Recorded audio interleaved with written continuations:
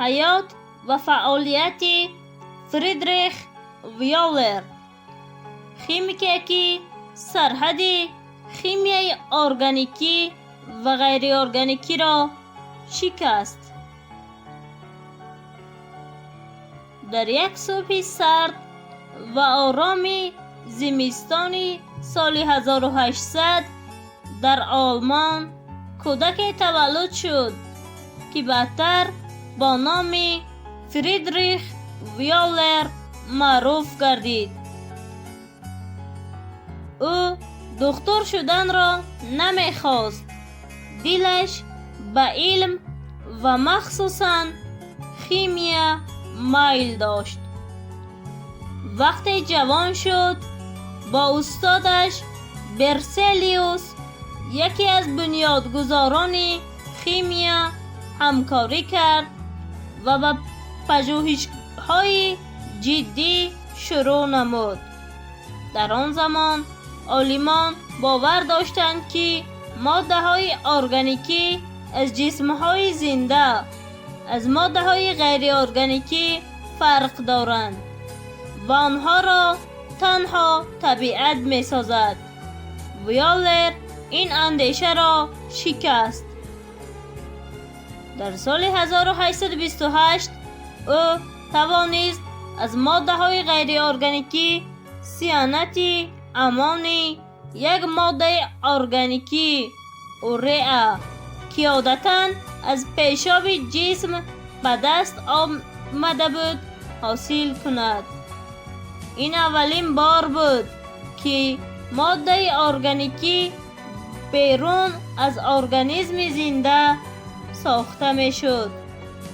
آن روز در تاریخ علم یک مرز بزرگ شکست. ویولر با این کشفیات نشان داد که قانونهای خیمیایی هم برای ماده های زنده و هم برای ماده های بیجان یکسانند.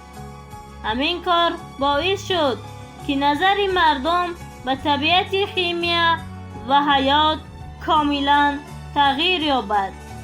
پس از این فریدریخ ویولر با آموزش الیومینی و بریلی گذشت. الیمنت ها را تازه کرد و به دنیای علم شناس نمود. او نه تنها خیمیکی بزرگ بلکه آموزگار صادق بود.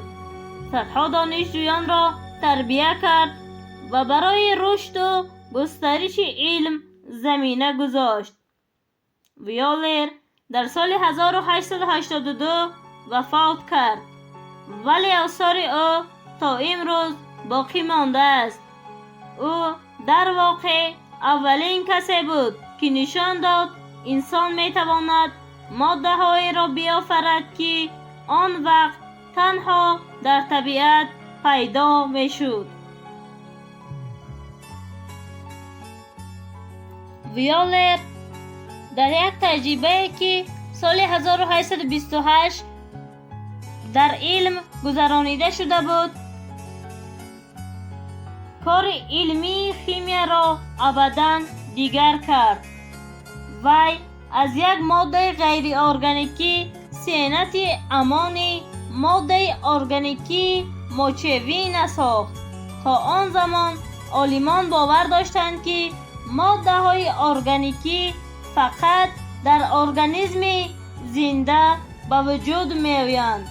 ویولر این فکری آنها را رد کرد. این تجربه در تاریخ با نام سینتز ویولر معروف است و آغاز علم کیمیای ارگانیکی حسابیده می شود.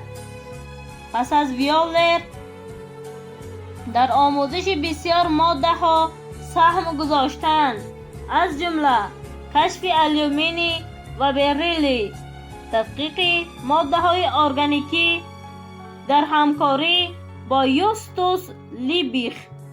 وی انسانی آرام، محقق پرتجربه و استادی زیاد دانشمندان بود.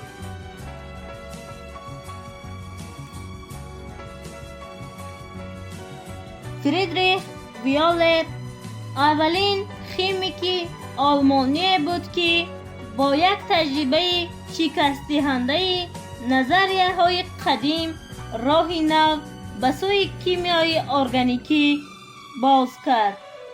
وی در دانشگاه هیدلبرگ تحصیل کرد و بعداً زیر راهبری شناخته یانس یاکوب برسلیوس در شویتسیا تجربه آموزی نمود.